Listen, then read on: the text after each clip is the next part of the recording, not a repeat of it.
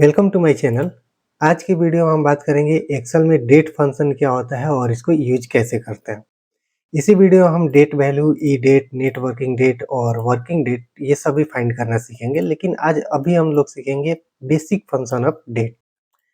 Basic function क्या होता है? बेसिक एक्टिविटी अगर डेट के साथ करेंगे तो इसके लिए हमारे पास क्या मिलेगा? Date, today, now, hour, minute, second, days, month, year और डेज। ये सारे बेसिक फंक्शन होते हैं, बहुत कम यूज होने वाले, या फिर इसको हम दूसरे तरीके से भी यूज कर सकते हैं फॉर्मेटिंग के थ्रू। ठीक है, तो इसके लिए हम सबसे पहले डेट का यूज करेंगे। डेट फंक्शन का यूज कहाँ होता है? इसका यूज होता है अगर किसी एक्सेल शीट में आपका डेट एंट्री कराना हो। अभी ये जो है ये ऑफिस 365 है, तो इसमें हमें क्या करना होता है कि डायरेक्ट डेट टाइप कर देंगे तो ये डेट ऑटोमेटिक डिटेक्ट कर लेगा। देखिए यहाँ पर डेट टाइप हो गया, तो यहाँ पर डेट फंक्शन आ गया, ये डेट फॉर्मेट हो गया ऑटोमेटिक। लेकिन ये लो वर्जन का अगर ऑफिस है तो उसमें ये कभी-कभी डिटेक्ट नहीं करता है, तो उसके लिए हमें डेट फंक्शन का यूज करना ज़रूरी होता है। तो अगर हमें एक्सेल में डेट फंक्शन का यूज करके एंट्री करना है तो हम कैसे करेंगे? तो इसके लिए हमें डेट फंक्शन टाइप करना है, ईयर देना है। सबसे पहले 3 आर्गुमेंट आपसे पूछे गए, ईयर, मंथ और डे। हमने ईयर दिया, कॉमा दिया, उसके बाद मंथ दे दिया 5 और 25 डेट दे दिया। हो गया? ये सिंपल है, लेकिन इसमें कभी-कभी एरर भी आ सकते हैं। कैसे एरर आएगा और क्या एरर आएगा वो हम देखेंगे। जैसे कि हम कभी इसमें टाइप कर रहे हैं, यहाँ पे हमने दिया 2024। हम इसमें कितना दे सकते हैं मिनिमम और कितना दे सकते हैं हाईएस्ट। मिनिमम हम 1900 दे सकते हैं, ठीक है? 1900 तक तो ठीक है, लेकिन जैसे ही हम 1900 से कम करेंगे 1899, तो ये आपको कुछ इस तरह से मिलेगा। तो इसके लिए हमारे पास जो एक्सेल में डेट जो होता है वो by default starting date, first date of Excel कितना होगा? 1 जनवरी 1900 होगा। अब 1900 से अगर हम कम ईयर यहाँ पे देते हैं तो ये आपको डेट डिटेक्ट नहीं करेंगे। जैसे हमने दे दिया 1900 और 1900 में हमने 1 माइनस कर दिया, तो ये हमें इतना आउटपुट देगा 3799। अब ये क्या करेगा कि 3799 कैसे आया? 3799 आने के पीछे का रीज़न ये है कि अगर हम 1900 से कोई भी कम वैल्यू देंगे, जैसे हमने 1800 दे दिया, तो यहाँ पर आ गया 3700। तो ये क्यों आया? 3700 कैसे आया? इसके लिए हम ये करेंगे कि 1900 में प्लस कर देंगे 1800, ये आपको मिल जाएगा 3700।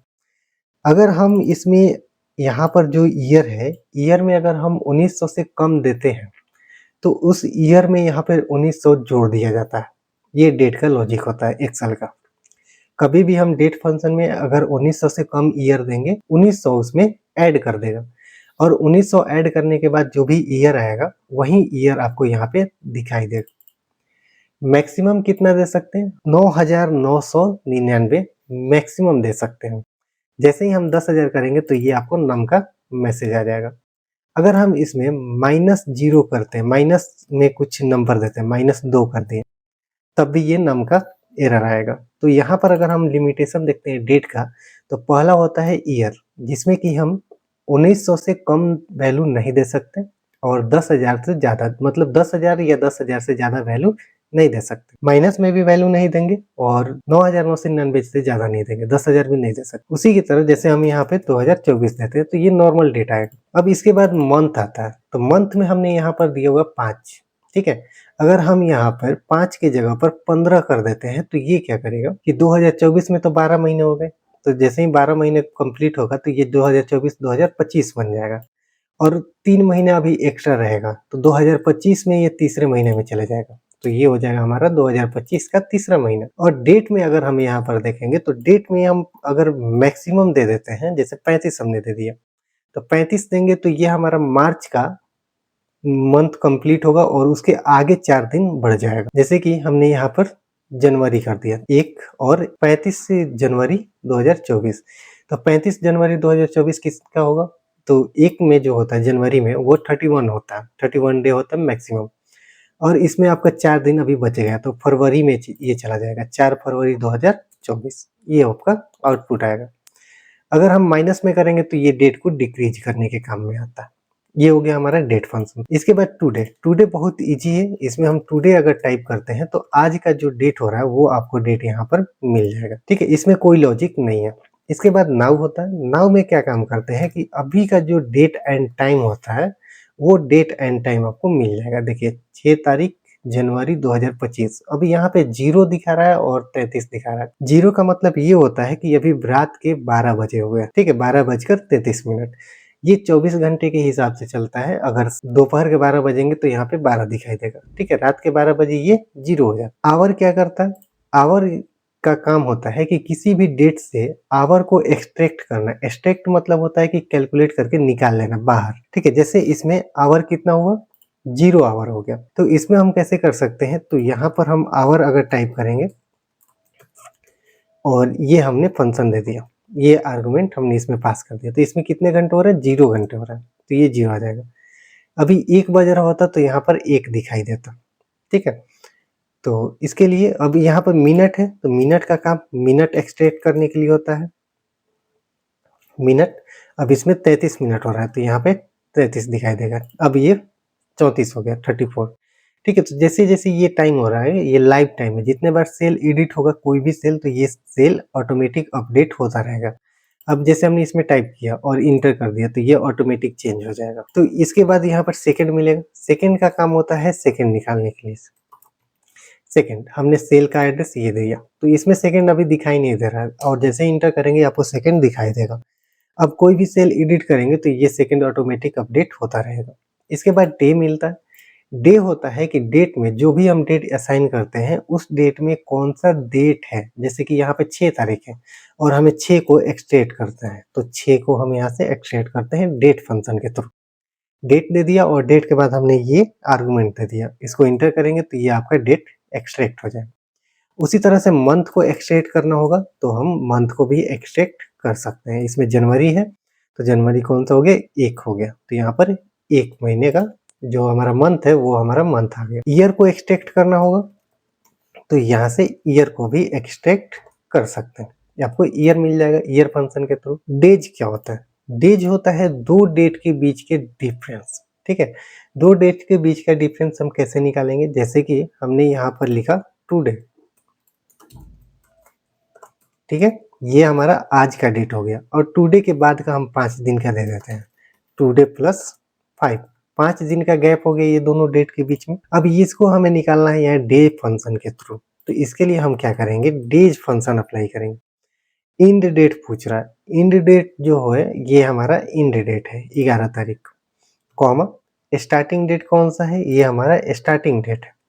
ब्रैकेट क्लोज कर देंगे, इंटर कर देंगे, तो ये देखिए हमारे पास 5 आ गए। तो ये था हमारा एक छोटा सा डेट फंक्शन, जो बेसिक डेट का फंक्शन था वो। अगर इसमें आपको कोई डाउट है तो कमेंट करके आप पूछ सकते हैं। तो नेक्स्ट हमारे पास एक फंक्शन आता है डेट का फंक्शन ही, date value function. Date value function क्या करता है? ये डेट को, जैसे हम कोई डेट अगर स्ट्रिंग फॉर्मेट में लिखे हुए हैं तो वो स्ट्रिंग फॉर्मेट से डेट को डेट फॉर्मेट में चेंज कर देता है। जैसे कि हम यहाँ पर कोई डेट वैल्यू लगाते हैं, डेट वैल्यू, अब इसमें हम स्ट्रिंग कैसे लिखते हैं? डबल कोट में लिखते हैं डेट वैल्यू, और इसमें डबल कोट में लिखेंगे 6/1/2025, डबल कोट में इसको बंद कर देंगे, ठीक है, ब्रैकेट क्लोज कर दिए, इंटर कर देंगे, तो ये आपका सीरीज रिटर्न करता है। ये 45,663, 45,663 क्या है? ये डेट का सीरीज है। लेकिन किसी ने अगर पूछा कि 45,663 ही क्यों आया, तो इसका क्या जवाब है हमारे पास? इसका जवाब हमारे पास ये है कि डेट में एक्सेल के अकॉर्डिंग जो स्टार्टिंग डेट होता है वो होता है 1 जनवरी 1900, ठीक है, और ये हमारे पास अभी का डेट है 6/1/2025, ठीक है। तो यहाँ पर ये हम टाइप कर दिए टुडे, ये हमारा आज का डेट हो गया। तो ये दोनों के बीच का डेट डिफरेंस कितना होगा? तो इसको हम निकालने के लिए अभी थोड़ा देर पहले ही पता किए थे, डेज फंक्शन से निकलता है। डेज, इन डेट कौन सा हो गया? आज का जो डेट होगा वो इन डेट होगा, कॉमा स्टार्टिंग डेट ये होगा, ब्रैकेट क्लोज कर देंगे, इंटर कर देंगे, ठीक है। यहाँ कॉमा लगता, माइनस नहीं लगता। देखिए यहाँ पर कितना है? 45,662, ये एक्सक्लूड करता है इसको, ठीक है, एक दिन इसमें हमेशा कम दिखाई देता है। तो ये जो हमारा डेट वैल्यू होता है, ये डेट वैल्यू किसी भी डेट का एक सीरीज जनरेट करता है, और वो सीरीज एक्सेल के फर्स्ट डे से लेकर उस डेट तक का दिन का नंबर होता है।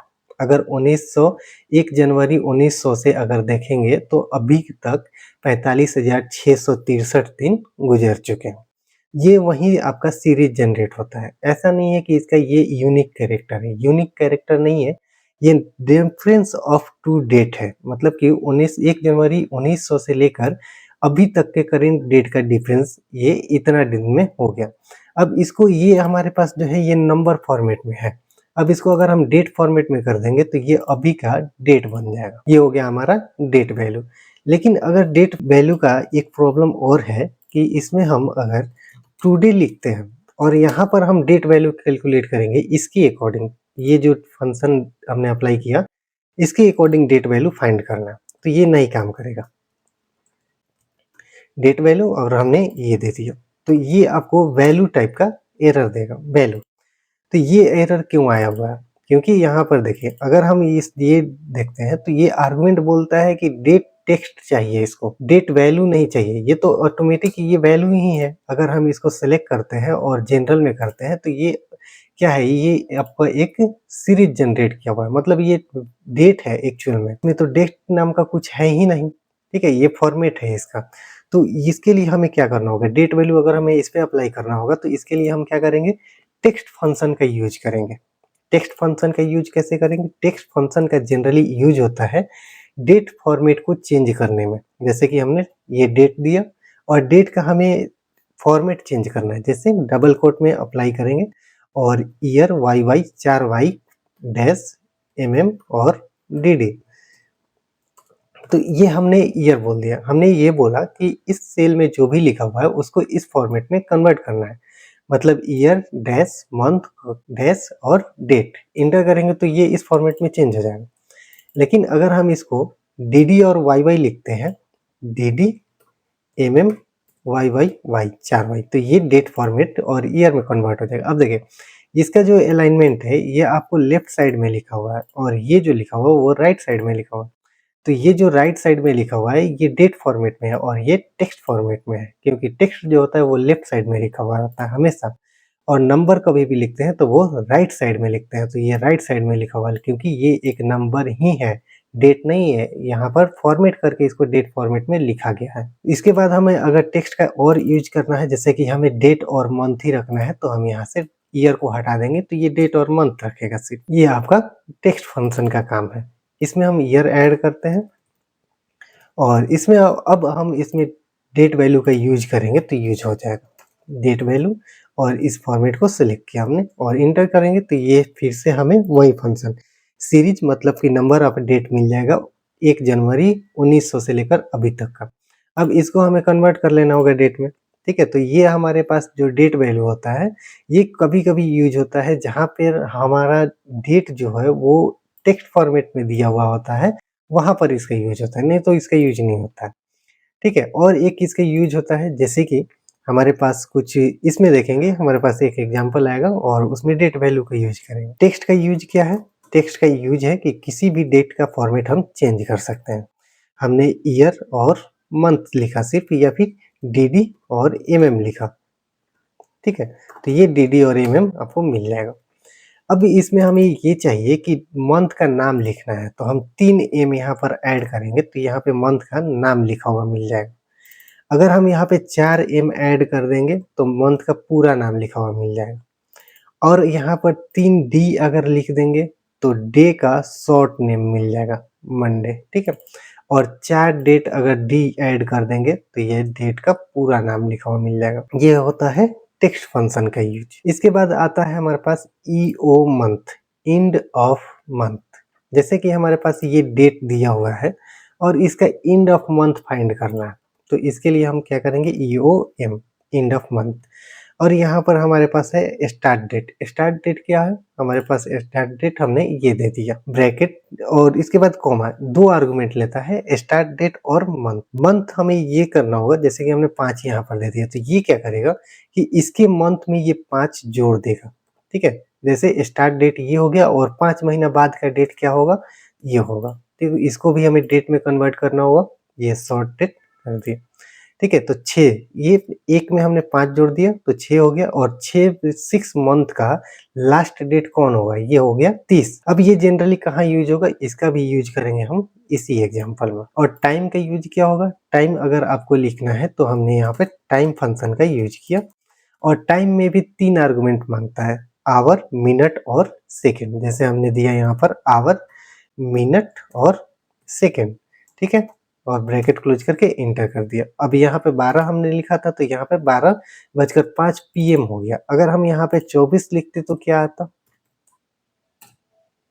एएम हो गया। तो ये हो गया आपका टाइम के लिए। टाइम एंट्री करना होगा तो हम इस तरह से टाइम एंट्री कर सकते हैं। और यहाँ पर भी आपको वैल्यू मिलेगा टाइम वैल्यू। तो टाइम वैल्यू का काम सेम वही है जैसे हमने यहाँ पे डेट वैल्यू का यूज़ किया था, यहाँ पे टाइम वैल्यू का यूज़ होता है। टाइम वैल्यू इसमें भी हमें टेक्स्ट के फॉर्मेट में टाइम को पास करना होता है। जैसे हमने यहाँ पे 12, 50, 20 और एएम, ठीक है? तो इनको इंटर करेंगे तो ये आपको इस तरह से मिलेगा। अब इसको भी हमें टाइम में अगर यहाँ से कन्वर्ट करेंगे तो ये आपको कुछ इस तरह से दिखाई देने लगेगा। ये हो गया हमारा एक डेट और टाइम का वैल्यू फाइंड करने के लिए। अब इस पे यूज़ कहाँ होगा? यूज़ कैसे कर सकते हैं इसको देखिए।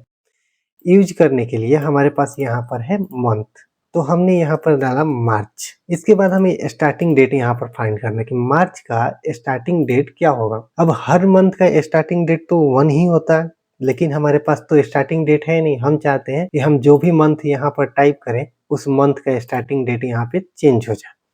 तो अगर हम यहाँ पर 1 लिखेंगे, जैसे कि हमें ये सिंपल सा हमने टाइप कर दिया 1 मार्च और 2025, तो ये तो हो गया, सिंपल सा है। तो हम इसका यूज़ क्यों करें? हम इसका यूज़ इसलिए करना चाहते थे कि अगर हम फरवरी यहाँ पर लिखते हैं तो ये तो चेंज हुआ नहीं।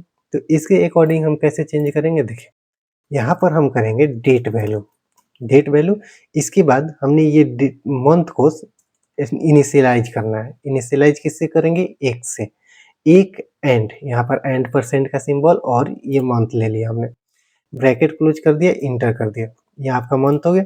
अब यहाँ पे हम जो भी मंथ का नाम लिखेंगे उसका इनिशियलाइज यहाँ पर होता रहेगा, ठीक है? जैसे हम मार्च लिखेंगे तो यहाँ पर मार्च भी आ जाएगा, ठीक है?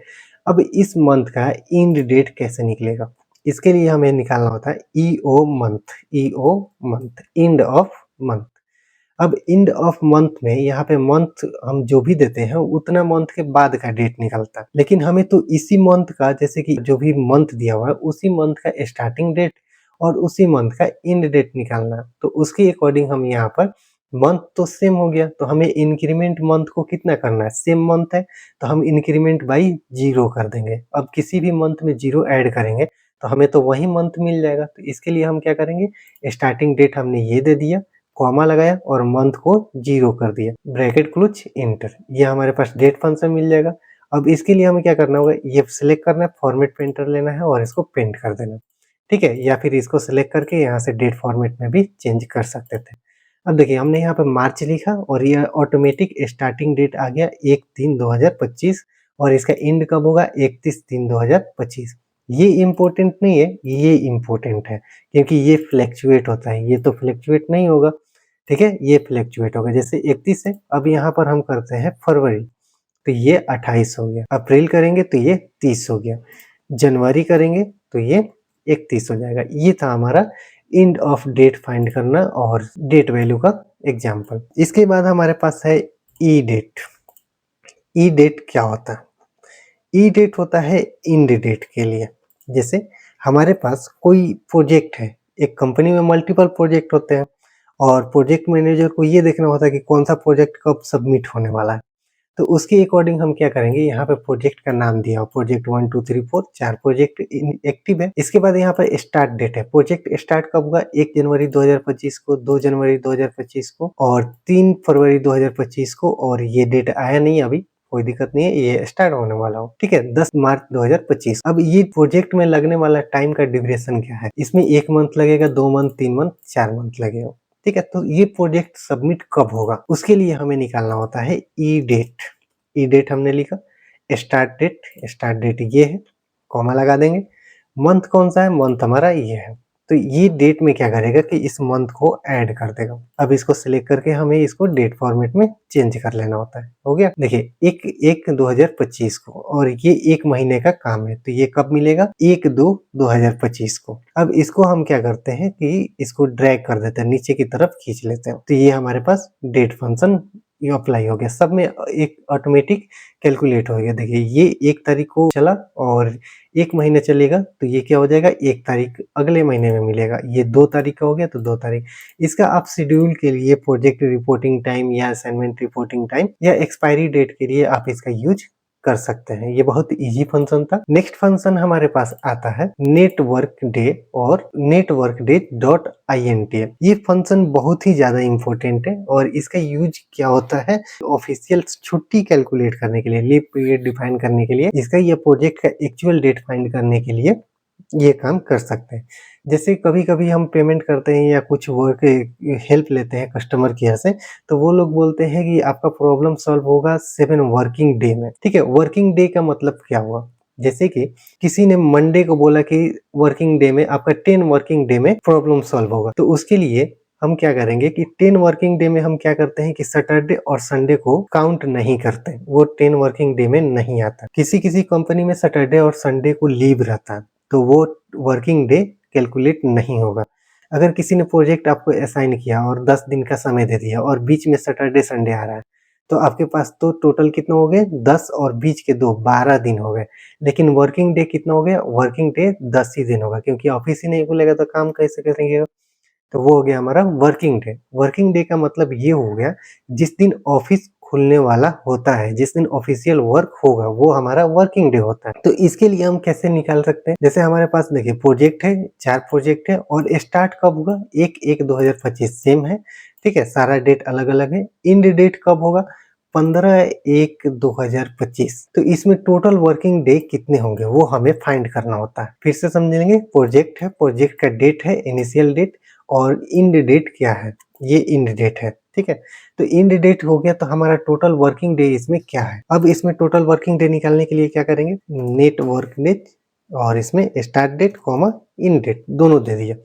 हॉलीडे नहीं दिया अभी, हॉलीडे ऑप्शनल होता है, यहाँ पर स्क्वायर ब्रैकेट में लिखा हुआ है, ये ऑप्शनल होता है। और इसमें वीकेंड तो दिखा ही नहीं रहा, तो वीकेंड इसमें जो होता है वो बाय डिफॉल्ट होता है। कोई भी डेट दीजिएगा, इसमें सैटरडे और संडे को ये वीकेंड कैलकुलेट करके उसको इग्नोर कर देगा, मतलब वो कैलकुलेट ही नहीं करेगा। इंटर करते हैं तो ये आपको 11 दिन है। अगर हम कोई वर्क स्टार्ट करते हैं 1 तारीख को और 15 तारीख तक जाता है, तो ये 11 दिन मिलेगा। देखिए यहाँ पर हमने 1 तारीख को स्टार्ट किया, ये हमारे पास अगर हम डेट देखते हैं यहाँ से कैलकुलेट करते हैं, तो ये हमारे पास डेट है जनवरी का, और ये कब स्टार्ट हुआ? 1 तारीख को स्टार्ट हुआ और 15 तारीख को खत्म होगा। ये सैटरडे संडे को काउंट नहीं करेगा। तो यहाँ पर देखिए ये 1 तारीख हो गया, 2, 3, 4, 5, 6, 7, 8, 9, 10, 11, 15 तारीख तक 11 दिन हो रहा है। अब इसमें सैटरडे संडे कितना हो रहा है? 5 तारीख को और 11 तारीख को, फिर 4 तारीख को और 12 तारीख को, मतलब इसमें 4 दिन सैटरडे संडे आ रहा है, तो 4 दिन इसमें वीकेंड आ रहा है, तो 15 दिन यहाँ तो सीधा-सीधा दिखाई दे रहा है, तो 4 दिन इसमें हटा दीजिए, 11 दिन बच जाएगा। लेकिन हमें क्या करना है? हमें सिर्फ संडे को ही वीकेंड करना है, मतलब कि लीव हम ऑफिशियली संडे को ही रखेंगे, ठीक है? सैटरडे को वीकेंड नहीं रखेंगे। तो उसके लिए हमें क्या करना होगा? नेट वर्क डे निकालना होगा, net work day dot INTL। इसके लिए हमें क्या करना होगा? डॉट INTL क्या काम करता है? ये आपको फैसिलिटी प्रोवाइड करता है कि आप इसमें वीकेंड को मैनिपुलेट कर सकते हैं, मतलब आप अपने अकॉर्डिंग वीकेंड सेट कर सकते हैं। तो इसमें हमने स्टार्टिंग डेट दिया ये, और कॉमा एंड डेट दिया ये, उसके बाद कॉमा लगाया, और वीकेंड के लिए हमें क्या किया? 11 टाइप किया। 11 जो होता है वो सिर्फ संडे के लिए होता है। देखिए यहाँ पर लिस्ट दिया हुआ है बहुत सारा, और इसी में से खोजिएगा तो यहाँ पर संडे दिया हुआ है, संडे ओनली 11, तो इसमें हमने 11 टाइप कर दिया, ब्रैकेट क्लोज कर दिया, इंटर कर दिया। तो देखिए पहले 4 दिन था, अब इसमें 2 दिन एक्स्ट्रा, अब संडे था, तो संडे कितना दिन आ रहा है इसमें? देखिए संडे सिर्फ 5 तारीख को आ रहा है और 12 तारीख को आ रहा है, 2 दिन कट जाएगा यहाँ पे, तो 15 में से 2 दिन कट जाएगा तो 13 दिन बचेगा, ठीक है? ये हो गया हमारा ये डेट। अब इसमें अगर हम वीकेंड में बाय डिफॉल्ट जो वीकेंड था, इसमें हम एडिट करते हैं, और इसमें हम क्या करते हैं कि हमारे पास छुट्टी का भी लिस्ट है, कॉमा लगाया हमने और ये छुट्टी वाला लिस्ट को सिलेक्ट कर लिया। तो ये क्या करेगा, वीकेंड तो कैलकुलेट होगा ही, अगर इस छुट्टी वाला डेट कहीं उस वीकेंड के अंदर आ रहा है या फिर वर्किंग डे के अंदर आ रहा है तो इसको भी माइनस कर देगा। ठीक है, 10 10 क्यों आया, क्योंकि 15 के बीच में 14 है और 14 का कोई वीकेंड नहीं पड़ रहा है, तो ये आपका एक वर्किंग डेज क्लोज हो जाएगा, तो ये आप कम कर सकते हैं। इसके बाद आफ्टर हॉलीडे अगर हम यहाँ से कुछ वर्किंग डे कैलकुलेट कर रहे हैं और हमारे पास हॉलीडे दिया हुआ है, तो हमें ये पता करना है कि ऑफिस हमारा कितना दिन खुलेगा। ठीक है, हमने 1 तारीख से स्टार्ट किया 15 तारीख तक और हॉलीडे के साथ हमें पता करना है ऑफिस का वर्किंग टाइम कितना दिन तक का है। ठीक है, तो इसके लिए हम network day dot I N T L function का यूज करेंगे और मंथ ये हमने स्टार्टिंग दे दिया, starting date comma end date comma 11, सिर्फ संडे को ऑफिस क्लोज रहेगा, फिर कॉमा और इसके बाद ये। अब इसको हम सिलेक्ट करके क्या करते हैं, F4 बटन प्रेस कर देते हैं ताकि ये फ्रीज हो जाए, क्योंकि हम इसको ड्रैग करने वाले हैं। ठीक है, अब ये 12 दिन हो गया। अब इसको अगर हम नीचे की तरफ ले जाएंगे तो ये सारा ऑफिस का हमारा वर्किंग डे, ये जो सेल था फॉर्मूला बार में जाएंगे और यहाँ पर F4 बटन प्रेस कर देंगे तो ये फ्रीज हो जाएगा, जिसमें अप्लाई हुआ था उसको सिलेक्ट करके फ्रीज कर दिया और ये ड्रैग कर दिया। ठीक है, ये हमारे पास देखिए, अगर हम सिर्फ संडे को रखते हैं और वर्किंग डे कैलकुलेट करने के बाद तो ये सारा हमारा ये डिटेल्स रहेगा, इतना दिन ऑफिस खुला रहेगा।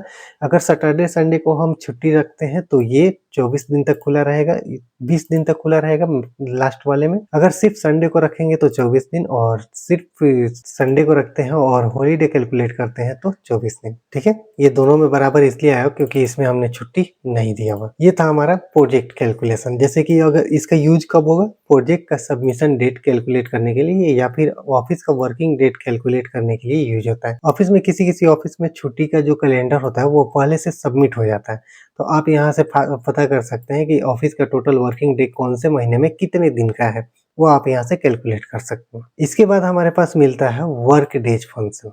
वर्क डेज फंक्शन क्या काम करता है कि यहाँ पे प्रोजेक्ट दिया हुआ है, प्रोजेक्ट स्टार्ट कब हो रहा है वो दिया हुआ है और प्रोजेक्ट में टाइम कितना लगना है वो दिया हुआ है। जैसे एक प्रोजेक्ट में 20 दिन लगेगा, फिर दूसरे में 15 दिन, फिर 9 दिन, फिर 10 दिन, इस तरह से आपका प्रोजेक्ट का वर्किंग डे डिफाइन किया हुआ है। तो हमें ये पता करना है कि सैटरडे और संडे को अगर छुट्टी रखेंगे तो ये प्रोजेक्ट कब सबमिट होगा, ये पता करना है। तो इसके लिए हमें क्या करना होगा, वर्क डेज फाइंड करना होगा। वर्क डे, अब इसमें स्टार्ट डेट है, स्टार्ट डेट हमने ये सिलेक्ट किया, कॉमा लगाया और डे, इसमें 20 दिन लगने वाला है। ठीक है, तो ब्रैकेट क्लोज कर देंगे, इंटर कर देंगे। ये प्रोजेक्ट कब सबमिट होगा, ये 1 तारीख को प्रोजेक्ट स्टार्ट हुआ, 20 दिन तक चलेगा, तो ये 29 तारीख को सबमिट होगा।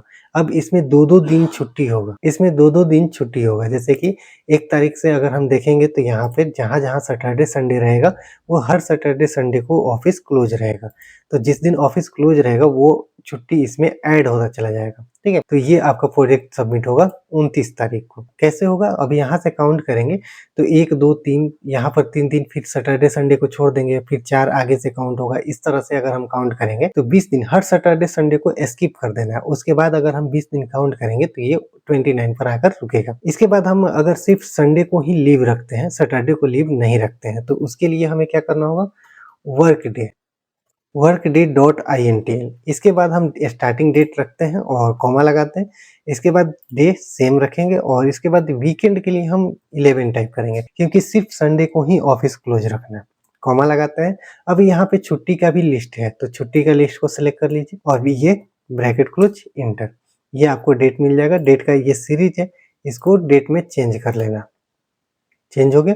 अब ये हो गया आपका 27, 2 दिन गैप हो गया। ठीक है, 2 सैटरडे या 2 संडे मिस हो गए यहाँ से। ठीक है, तो ये आपको 27 तारीख को, सिर्फ अगर संडे को छुट्टी रखते हैं, सैटरडे को नहीं रखते हैं, तो 27 को ही ये सबमिट हो जाएगा, छुट्टी कैलकुलेट करने के, डिडक्ट करने के बाद। अगर हम छुट्टी को डिडक्ट नहीं करते हैं, जैसे कि हमने ये छुट्टी वाले सेक्शन को हटा दिए यहाँ से, तो ये कब सबमिट होगा, 24 दिन में ही सबमिट हो जाएगा।